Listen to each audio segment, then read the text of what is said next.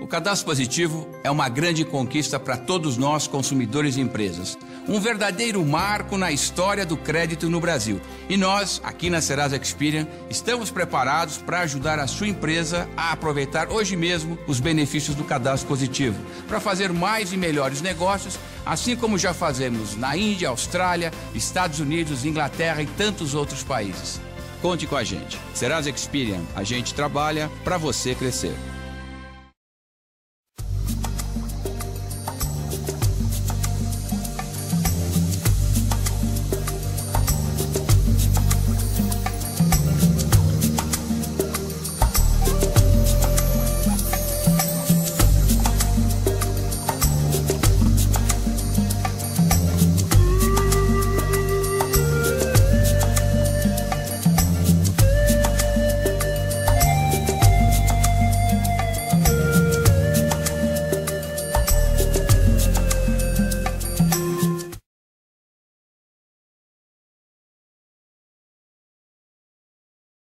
Retomamos o programa DASP de sustentabilidade, sempre sob o patrocínio da Serasa Experian. Terceiro ano consecutivo, apoiando as nossas ações, divulgando ações responsáveis no âmbito do meio ambiente, da sociedade como um todo. E da tecnologia, quando essa tecnologia leva o nome do Brasil mundo afora. E hoje temos uma entrevista que nos honra demais, porque nós vamos falar com um dos técnicos responsáveis de um produto mundialmente premiado. O Alexandre representa a Bug, Agentes Biológicos, e ele vai falar um pouquinho desta invenção que ganhou um prêmio esta semana do Fórum Econômico Mundial de Pioneirismo da Tecnologia. Esse prêmio já foi vencido no ano 2000 pela Google, né? E agora ele vem para o Brasil demonstrando um mercado que cresce, valorizando o conhecimento do brasileiro, o trabalho do brasileiro com qualidade. Alexandre, muito obrigado por ter vindo. É uma satisfação e uma honra para nós recebermos aqui no nosso programa. Obrigado pelo convite, a satisfação é nossa. Bom, fale um pouquinho. Bom, a Bug foi criada há 10 anos, né? É uma empresa ligada à agronomia, certo? Isso, foi criada em 2001. Então, nós estamos um pouquinho... 12 anos. E ela surge dentro da universidade, dentro da USP, numa incubadora de empresas lá. Então, começando bem pequenininho, uma modalidade bastante interessante no Brasil hoje, que apoia bastante essas empresas emergentes, as startups. Já entrevistei uma empresa de resíduos sólidos aqui, também da incubadora da USP. Também. Que ótimo. E nós iniciamos lá e o dinheiro nosso também surge de um meio bastante importante, que foi da FAPESP, onde os nossos primeiros projetos foram apoiados por ela. E aí nós conseguimos perto de 2 milhões de reais com projetos que viabilizaram completamente o nosso projeto.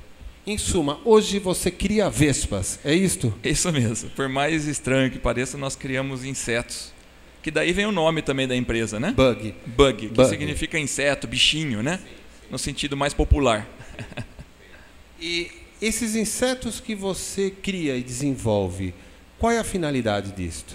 Olha, hoje o mundo começa a criar insetos para alimentação humana, mas não é a nossa finalidade. Eu sou filho de italiano e eu prefiro ainda lasanha. O tradicional. O tradicional. Mas nós criamos insetos para controlar outros insetos. Então é algo que nós conhecemos como controle biológico, que nós utilizamos, já é o método mais antigo que existe no planeta.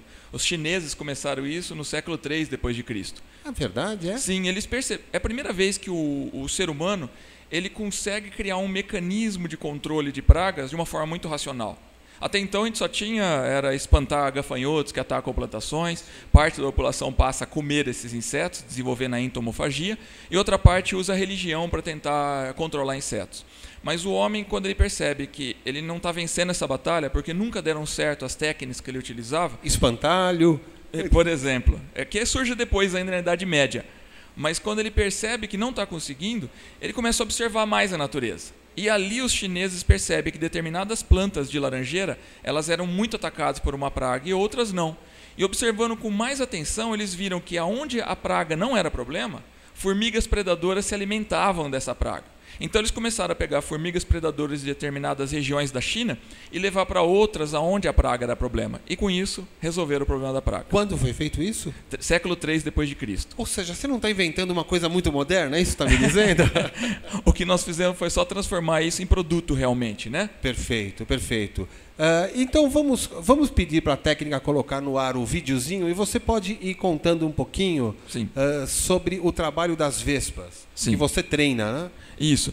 Essa vespa que está sendo mostrada é justamente o produto nosso, um dos produtos que foi vencedor desses prêmios internacionais. Aí então a gente tem uma microvespa, ela tem menos que 1 milímetro de comprimento, ela consegue localizar em grandes distâncias o ovo da praga. E agora, nesse momento exato, ela está com a antena medindo esse ovo. Então, consegue calcular o volume do ovo para saber quanto de alimento ali tem, para ela colocar agora na sequência, como ela está fazendo exatamente agora, através de um ovipositor que está no meio do corpo ali dela, colocar os seus ovos dentro do ovo da praga. Então, ali naquele instante, ela está injetando, você consegue perceber que está pulsando aquele ovipositor.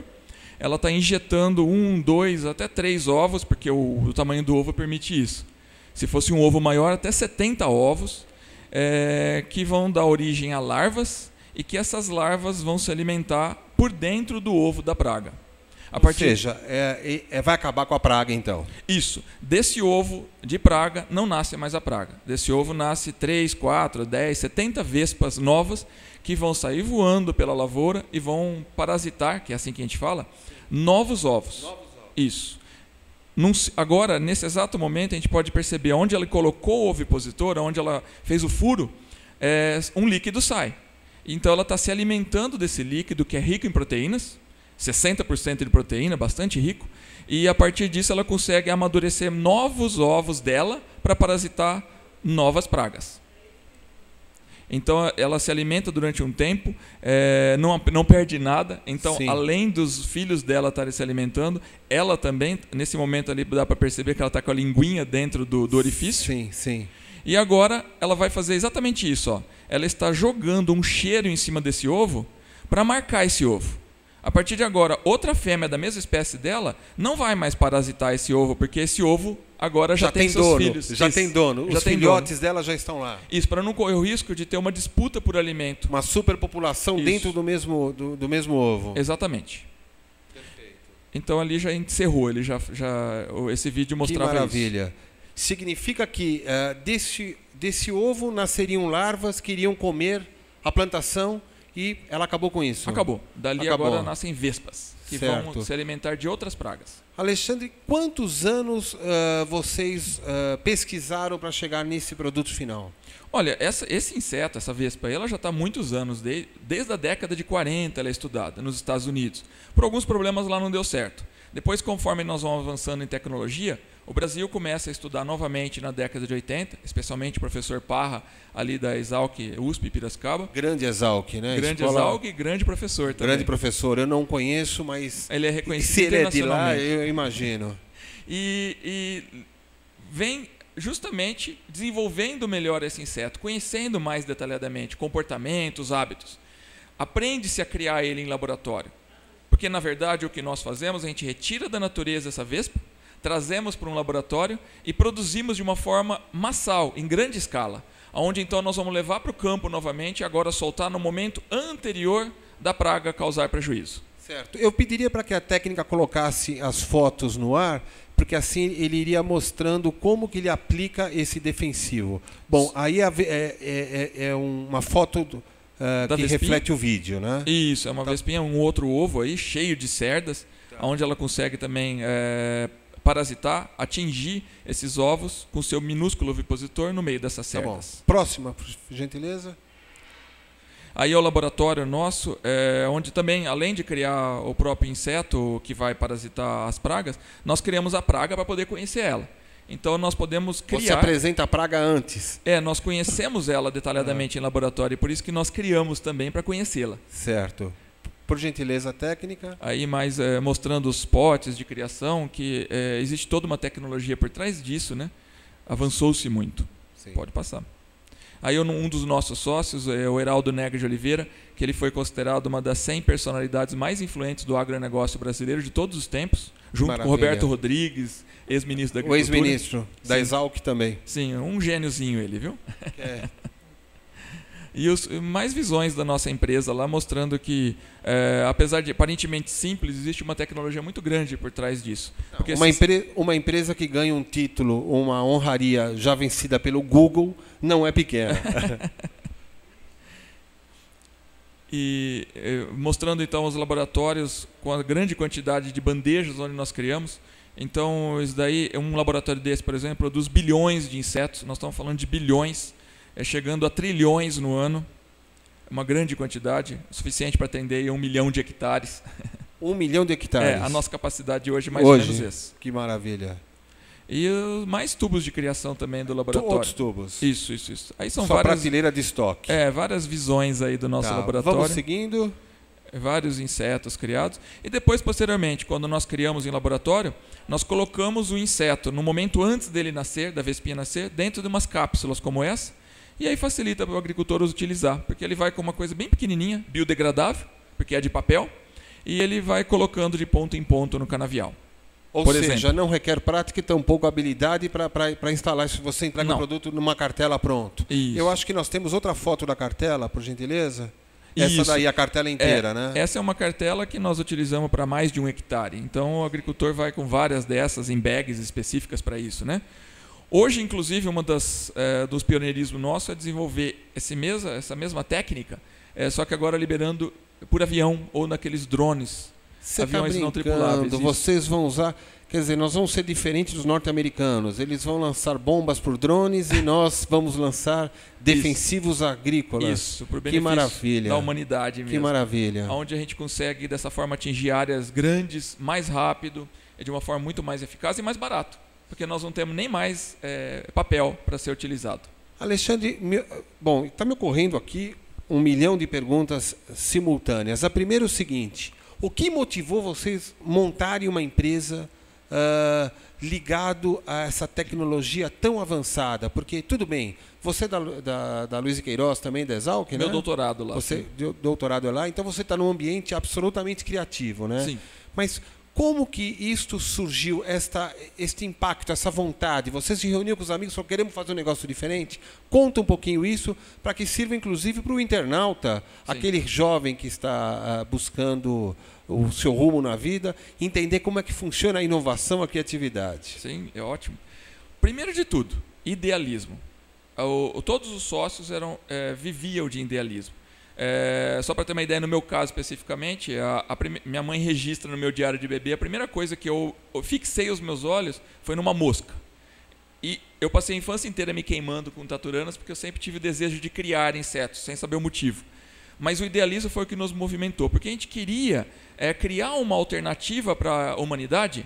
Primeiro a gente pensava só nos brasileiros, mas depois ampliou, que a gente não ficasse tão dependente assim de inseticidas. Os inseticidas eles são importantes, assim como os antibióticos são importantes. Mas nós não podemos fazer das nossas existências esse único mecanismo de sobrevivência. Ele teria que ser na situação mais drástica. Então, nesse ideal, nós começamos a estudar o que existia de possibilidades. E logo, o que era exceção passou a ser a regra, né? Isso. A inversão de valores. A ideia é essa, passar a ser o principal e não o alternativo, né? E com esse idealismo viemos trabalhando. Começamos no momento onde nós éramos comparados àquelas pessoas que queriam fazer adubação com cocô. Era isso que era comparado. Então, uma coisa bastante surreal. Mas não, com o passar do tempo, isso foi se transformando, o conhecimento foi sendo agregado, com muito esforço, muitos ensaios perdidos, e fomos percebendo que não, esses organismos que estão há 200 milhões, 300 milhões de anos aqui na Terra, há muito mais tempo que nós, eles não são tão sensíveis assim. Eles podem ser manipulados, ao passo de que simplesmente a única interferência nossa na natureza é retirá-los de lá, multiplicá-los e retorná-los para a natureza num sucesso maior ainda, que a própria natureza que está em equilíbrio. E aí, com isso, nós conseguimos manipular o ambiente sem interferir de uma forma muito drástica. Sim, é uma visão assertiva, né? Pegar aquilo que já deu certo pelo Criador, né? E nós vamos potencializar isso um pouquinho mais, né? Isso, sem transformação genética, sem mexer. Não que isso não pudesse ser feito. Poderia. Entendi. Mas não era a missão da empresa naquele momento, digamos assim. Não é necessário agora. Nós temos material suficiente para trabalhar com todas as pragas da natureza, desse jeito, dessa forma por enquanto. Sei.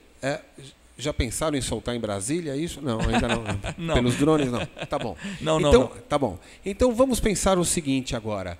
Considerando que vocês criaram uma empresa absurdamente avançada tecnologicamente, de padrão mundial, o que, mais uma vez, quero destacar, nos honra muito a sua presença aqui, o fato de vocês criarem isso, quando vocês perceberam quanto tempo havia demandado do início da empresa para essas descobertas, quando que vocês perceberam, espera aí, nós estamos inventando uma coisa que eu acho que vai dar jogo aqui? Quanto tempo? Na verdade, nós simplesmente estudávamos por estudar, por prazer. Algum momento chegou, e que isso foi em questão de 4 anos, que nós percebemos, não, isso dá para virar um negócio. E virar um negócio, mas não era nem na intenção capitalista predadora. Perfeito. Depois nós percebemos, opa, é um negócio que pode até ganhar dinheiro. Mas o momento inicial foi, isso pode virar um negócio que vai fazer com que crie credibilidade entre os agricultores, visto que eles preferem algo de mais credibilidade, e assim nós vamos conseguir expandir esse método de controle de pragas. Quando você fala do agricultor, e eu sou um leigo nesse assunto, eu estou pensando, e você é de Piracicaba, você é de Ribeirão Preto? Ribeirão Preto. O teu sotaque me coloca em dúvida entre Ribeirão e Piracicaba. Já acostumei com a cidade. Tudo bem. Mas mesmo assim, a gente imagina o estereótipo daquele agricultor, aquele matuto com o braço em cima da enxada, né? E que você vai conversar com ele e ele tem um profundo conhecimento da terra, das questões do campo. Não há um impacto muito grande onde você está levando uma baita tecnologia, porque você deve ter começado a mostrar para o pequeno agricultor, para o sitiante, vamos chamar assim. A intenção era essa. Todo mundo acreditava que o controle biológico de pragas seria um produto para o agricultor familiar, para a agricultura orgânica. Nós também. Porém, quando a gente começou a trabalhar com isso, nós vimos no grande agricultor aquele que conseguiria sustentar a empresa para que ela pudesse crescer e atingir o pequeno agricultor.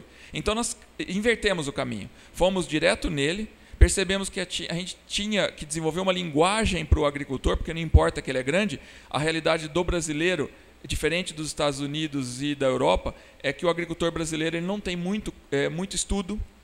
Enquanto que você vai nos Estados Unidos e Europa, nós vamos ter agricultores com mestrado e doutorado. Então, uma realidade... São empresários na acepção técnica da palavra. Exatamente. E não aquele que herdou da família simplesmente todo um aprendizado também respeitável. Isso. Como é o modelo de negócio no Brasil, né? Exatamente. E aí nós percebemos que só bastava para o agricultor brasileiro a gente desenvolver a linguagem certa.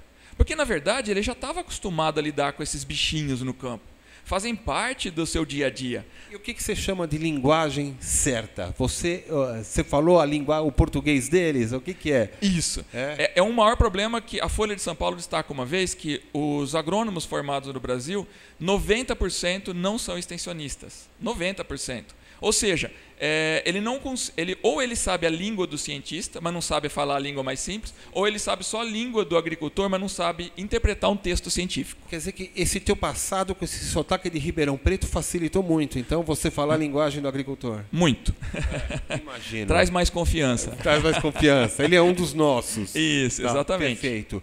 E vocês já criaram outros tipos de produto além das vespas, ou outros tipos de animais? Fale um pouquinho sobre isso. Apesar da nossa empresa não produzir fungos, por exemplo, nós trabalhamos com fungos também. Para o agricultor é até mais aceitável, porque ele simplesmente mistura num tanque, como ele faz com inseticida, e aplica o produto. Só que a partir do momento que esse fungo cai sobre a praga, ela vai agir de forma viva, porque ele é um ser vivo. E aí daí ele se multiplica e persiste no campo por anos a fio, inclusive. Conforme nós vamos aumentando a população desses fungos, eles vão ficando ali e às vezes até sem a necessidade de uma nova aplicação de um produto no ano seguinte, o que não é interessante para uma empresa de controle biológico, mas extremamente interessante para um agricultor, porque ele gera economias maiores do que ele até imaginava. Certo. Eu queria destacar para o amigo internauta, para aquele que está ligando o vídeo agora, nós estamos entrevistando aqui o Alexandre Deceni, que representa a BUC, Agentes Biológicos, uma organização brasileira de tecnologia para o campo, para a agricultura, que acaba de ganhar um prêmio internacional de tecnologia, vencido no ano 2000 pelo Google em 2001 pelo Twitter, se não me engano. Dropbox também. Então você tem uns parceirinhos meia boca por aí. Os pequenininhos. Gente pequena, né? E isso deve dar para você uma emoção muito grande, né? A revista Veja ela faz um comentário bastante interessante no prêmio do ano passado. Ele começa assim a reportagem. Eles não têm os 800 milhões de clientes do Facebook e não têm os laboratórios de alta tecnologia da Apple, mas está na mesma lista dos 50 mais inovadores. Isso me gera a pergunta óbvia. Você acha, então, que o brasileiro é mais criativo nesse aspecto? Porque a sensação que eu tenho é que a necessidade da superação desenvolve estratégias e metodologia no técnico brasileiro que não é igual em outros locais do mundo. Porque, assim, eu tenho amigos que trabalham com pesquisa também na USP e ele abre o sapo dele lá para fazer os testes e ele pisa... quando está na Alemanha, ele pisa numa torneira 20 anos atrás que cai água límpida e tal. Quando vem aqui, ele abre às vezes a torneira e sai água enferrujada. Sim. Ele tem que filtrar com filtro de café, enfim. Você acha que o brasileiro, dada esta dificuldade de verbas, de reconhecimento dos governos, porque isso é um fato, faz com que desenvolva novas tecnologias através da superação? Sem dúvida alguma, o brasileiro é muito criativo, especialmente por essas dificuldades que ele passa. Ele é obrigado a ser criativo. Ele é treinado na criatividade desde a infância.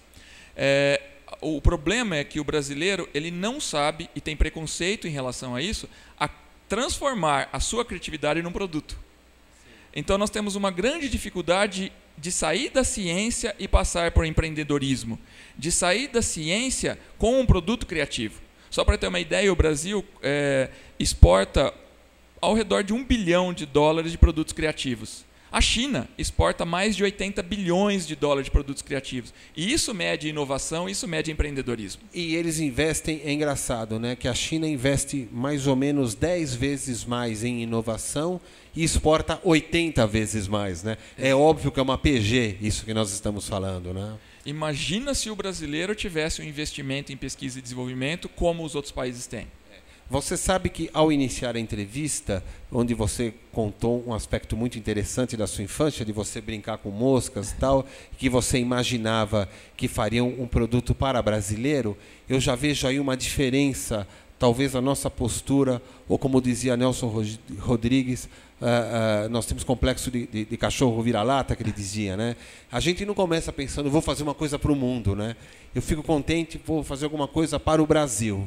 Você só já percebeu que estava fazendo alguma coisa para o mundo no transcorrer da caminhada, certo? Nós só percebemos realmente com os prêmios. Com os prêmios, nem no transcorrer? Não, só com os prêmios. Tá. A partir do ano passado, de fevereiro, quando a revista Fast Company escolheu a gente como uma das 50 mais inovadoras do mundo, 33ª, e que nós não tínhamos empresa aí nesse patamar brasileira, e a do Brasil a primeira, nós percebemos que alguma coisa era diferente ali. Os olhos do mundo eram diferentes dos nossos. E conforme fomos dando as entrevistas e as reuniões, aí nós vimos que a gente estava também fazendo alguma coisa pelo mundo. Bacana. Mais uma vez, eu quero destacar ao amigo internauta, ao associado da DASP, o prazer que nós temos em receber uma visita ilustre nesse aspecto, mostrando que a inovação é fundamento sine qua non, e quando falamos em inovação não é só na tecnologia, é na própria postura empresarial, porque você não começou para ganhar dinheiro, você começou porque você queria produzir algo, né, Alexandre? Isso mesmo. Isso produzir. É sensacional, né? Bom, eu pediria para que colocassem o nosso vídeo da Serasa no ar, nosso patrocinador desde 2011. Hoje o programa DASP Sustentabilidade, entrevistando Alexandre Decene, da Bug, Agentes Biológicos. Um show de informação e tecnologia para você, internauta, para você, garoto, que está começando a vida profissional. Até já, então. Voltamos já. O Cadastro Positivo é uma grande conquista para todos nós, consumidores e empresas. Um verdadeiro marco na história do crédito no Brasil. E nós, aqui na Serasa Experian, estamos preparados para ajudar a sua empresa a aproveitar hoje mesmo os benefícios do Cadastro Positivo, para fazer mais e melhores negócios, assim como já fazemos na Índia, Austrália, Estados Unidos, Inglaterra e tantos outros países. Conte com a gente. Serasa Experian, a gente trabalha para você crescer.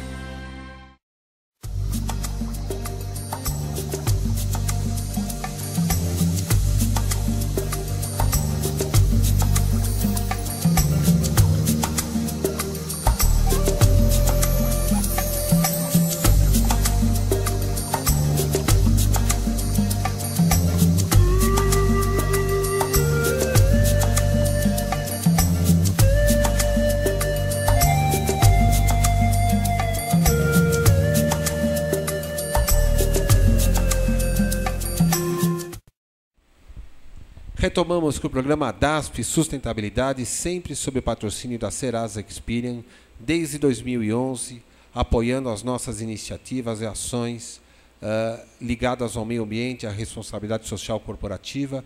E hoje recebemos Alexandre Decene, representante da Bug, Agentes Biológicos, de Piracicaba, aqui pertinho de Sorocaba, que desenvolveu uma tecnologia premiada pelo Fórum Econômico Mundial de Pioneirismo em Tecnologia, prêmio este já vencido por gigantes da tecnologia, como a Google, como a Twitter, e o Alexandre está aqui para mostrar esta grande invenção tecnológica, que é criar vespas para proteger a lavoura.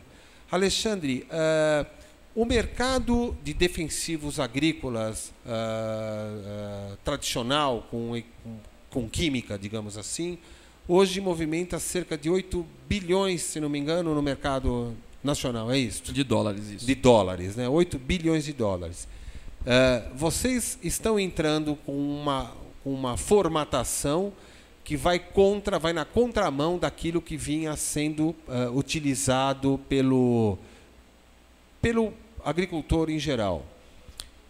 Isto tem um olhar igual dentro do Brasil e fora do Brasil? Como que você enxerga esta caminhada? O que acontece aqui é igual ao que está lá fora. Até nos Estados Unidos existe lei que obriga o agricultor a utilizar outras táticas menos agressivas junto com os inseticidas. Aliás, eles pedem, pela lei, que 75% da área agrícola tenha outras táticas, mas na realidade 2% apenas usa. No mundo inteiro? Não, nos Estados Unidos. Nos Estados Unidos? Sim. Só 2%? Só. Então, e o Brasil, apesar de os grandes programas de controle biológico, ou seja, usar ser vivo para controlar ser vivo, não terem sido desenvolvidos aqui no país, nós somos os maiores usuários de controle biológico do planeta. É verdade? Sim. É? Os 5 maiores programas de controle biológico do mundo são brasileiros. E a que se deve esse pioneirismo? Porque o custo, você acha que pesa nisso? Porque a relação custo-benefício é melhor, né? Isso. Além do óbvio equilíbrio ecológico, mas a relação custo-benefício, existe uma correlação para você explicar? Nós não temos muito bem isso, mas com certeza o custo é um fator. Para as culturas onde é o maior sucesso é mais barato que inseticida. E também um pouquinho de idealismo de muitos agricultores que acabaram querendo incorporar nas suas propriedades táticas que fossem mais verdes, vamos falar assim. Táticas mais sustentáveis. Então, por causa desse idealismo e o vizinho percebendo que o idealismo deles deu certo, foi um contaminando o outro, entre aspas. Sei.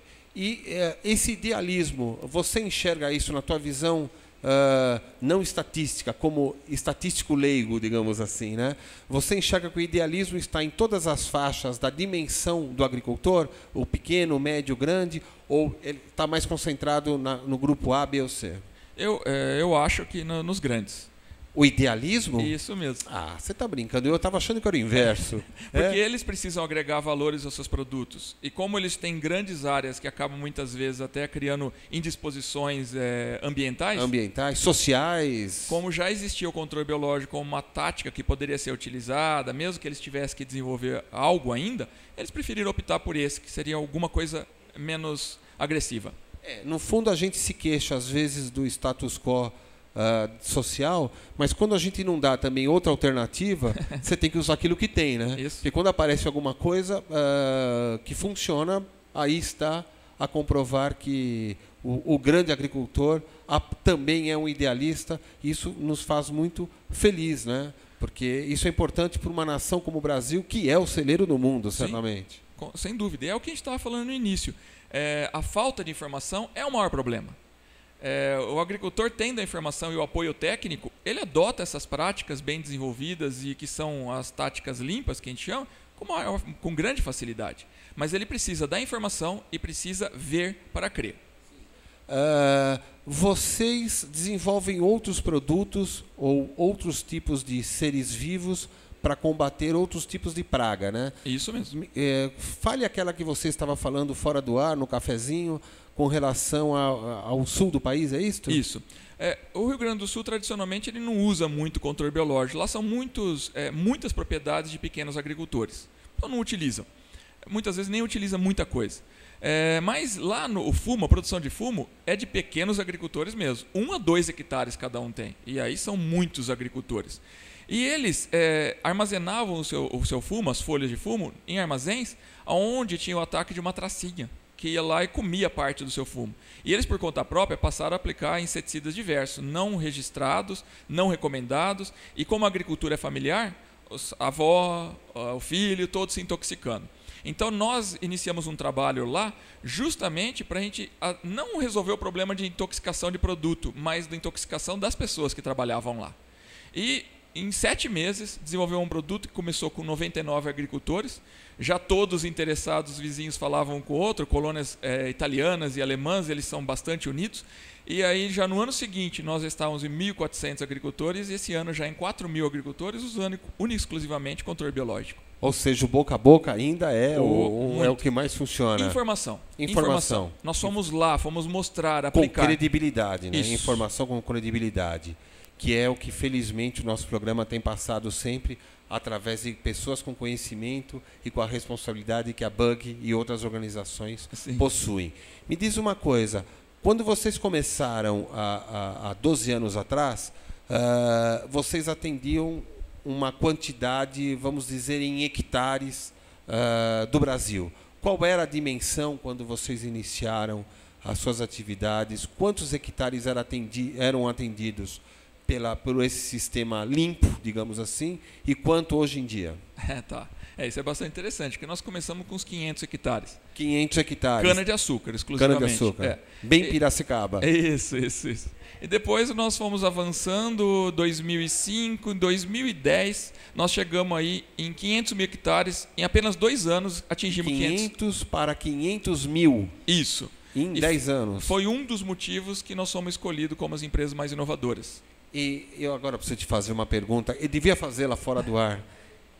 E você esperou 10 anos para perceber de 500 para 500 mil que vocês tinham inventado um negócio tão bom assim? Demoramos. Mas que foi tudo trabalho de informação, basicamente, de divulgação. E, obviamente, que por trás disso, toda a tecnologia mais de qualidade possível. Vocês estão trabalhando sempre olhando o futuro. Sim. Este é o mosquito que mordeu vocês, certamente. Isso. Acho que desde a infância, pelo que você está me falando. Uhum. Todos vocês são assim, inclusive a equipe que trabalha na produção, são todos jovens com esse espírito, certo? Todos, exatamente assim. O que vocês estão enxergando para o futuro? Da Bug e de outras empresas e do Brasil como um todo, no campo que vocês atuam? Nós enxergamos tudo automatizado. Nós enxergamos o trabalhador rural podendo trabalhar melhor com os seus conhecimentos, se dedicar a outras atividades menos laboriosas e difíceis, que é ficar debaixo daquele sol, trabalhando ali no campo. O futuro, e que não é muito distante, vai ser tudo por robô mesmo. E esse futuro já começa agora com esses aviões não tripuláveis, onde a gente vai poder fazer essas liberações que hoje predominantemente é manual, onde precisa de muitos funcionários, porque um funcionário rende mais ou menos 1.000 hectares por mês, então ele não consegue fazer mais que isso, e agora um aviãozinho desse faz 3.000 hectares em algumas horas. Então o futuro é bastante interessante e todos esses produtos que nós já visualizamos, eles se multiplicam no campo, eles se abrem no campo, as embalagens se abrem, elas deslocam de lugares rasteiramente ou pelo céu, onde nós estamos trabalhando com toda essa tecnologia bastante inovadora. Então você está me dizendo que o desenvolvimento da tecnologia, vamos dizer, no derredor deste trabalho, levará a outras oportunidades, certo? Com certeza. Mas e no campo da pesquisa de vocês lá dentro da sua empresa, O que vocês, se é que você, aquilo que você pode falar, já que deve ter, agora que vocês são concorrentes do Google, existem, digamos, segredos de Estado lá dentro. O que você pode dizer daquilo que você está enxergando para o futuro na área da criatividade dos seus gênios lá instalados na sua empresa? Olha, é muito simples o que a gente enxerga, porque até hoje o homem não fez isso. Na verdade, nós estamos compreendendo melhor esses organismos vivos e facilitando o acesso deles no campo, usando eles em determinados momentos adequados, onde ele vai agir da forma melhor. É muito simples até. Se parar a pensar, falar, isso é muito simples, mas nós não temos esse conhecimento. Então, o futuro imediato que nós estamos trabalhando é justamente trabalhar com microambientes, microclima, que é a solução para a maioria dos produtos biológicos que vão surgir daqui para frente. Existe uma empresa semelhante à Bug fora do Brasil? Sim, muitas. Muitas? Muitas. Sim. Ou seja, o trabalho que vocês desenvolvem tem repercussão e vocês trocam informação tecnológica, como que isso funciona? Ou tem uma concorrência muito grande? Como que você enxerga isso? Olha, as que estão fixadas em determinados países não tem concorrência, a gente visita os laboratórios, eles visitam. Mas as que já são multinacionais, não, aí realmente a competição existe, é que é natural, né? É natural, até saudável. Sim. Mas o que eu acho bacana é que você está me dizendo que as empresas da dimensão de vocês, com conhecimento tecnológico que não é pequeno, vocês estão trocando informação para o aprendizado, para a divulgação da informação, né? Isso é que anima a gente na esperança de um mundo melhor, né? Não, de novo, nós, a Band destaca uma vez falando isso, essa empresa é uma empresa que é o capitalismo do futuro, não predador. Eles abrem um capitalismo novo, diferente do que existe hoje. Simplesmente a gente trabalha dessa forma mesmo. Uma empresa europeia da Suíça, nós vamos ensinar eles a criarem um inseto, que nós criamos aqui, que eles têm lá, e eles vão ensinar a gente a criar outro inseto. Ou seja, transferência de tecnologia simplesmente por troca, sem nenhum interesse econômico. Ou seja, o único predador que tem dentro da sua empresa é a vespa para comer no campo o fungo. Ela é a faminta. Essa é a faminta. E os demais predadores não estão dentro da empresa. Não, né? não estão. E é o nosso perfil. Você está de parabéns. Mais uma vez eu destaco, certamente em nome da Associação dos Atacadistas do Estado de São Paulo e também em nome da Serasa Experian, o prazer de recebê-lo aqui. E parabéns. Retorne tantas vezes quanto julgar necessário para mostrar esse trabalho maravilhoso que leva o Brasil mundo afora. Muito obrigado. Posso dar um recadinho nesse fim? Antes de... o teu recado está... que recado no ar aí. Com a minha grande tecnologia de PowerPoint. Sim. Né? E agora com a versão recente. Eu demorei meia hora, mas eu consegui fazer isso daí. Tá? Não, tá ótimo. Tá bom? Tá bom? Não digitei nada errado, tá tudo certinho? Tá tudo certinho, tudo então, certinho. Tá bom.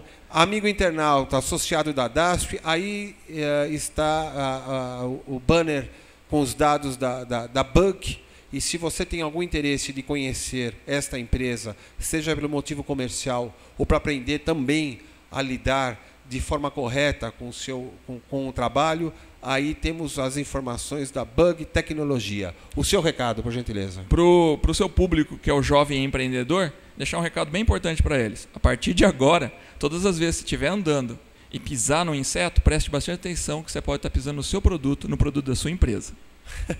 Tá muito bem. E olha, adicione a Bug no Facebook, tá? E você terá outras informações, amigo internauta, aquele jovem que está utilizando a rede social, utilize essas informações e para de mandar aquela foto da namorada, tal, e vamos procurar no Facebook, coisa importante, que isso é muito bom para o Brasil. Nós agradecemos mais uma vez você, Alexandre, por muito ter vindo obrigado aqui. Pela oportunidade. Parabenize seus sócios por isto, e eu prometo que irei a Piracicaba fazer uma visita. Eu precisarei treinar o meu sotaque ituano antes para que eu seja bem compreendido lá, e iremos a Piracicaba gravar algumas cenas para colocarmos no ar aqui e no portal Sustentabilidade. Obrigado, seja bem-vindo. Muito obrigado. Amigo internauta, associado da DASP, encerramos aqui o programa DASP Sustentabilidade, sempre sob o patrocínio da Serasa Experian. E retornamos daqui 15 dias com um novo tema de interesse mundial, como temos feito. Um abraço, muito obrigado, até lá.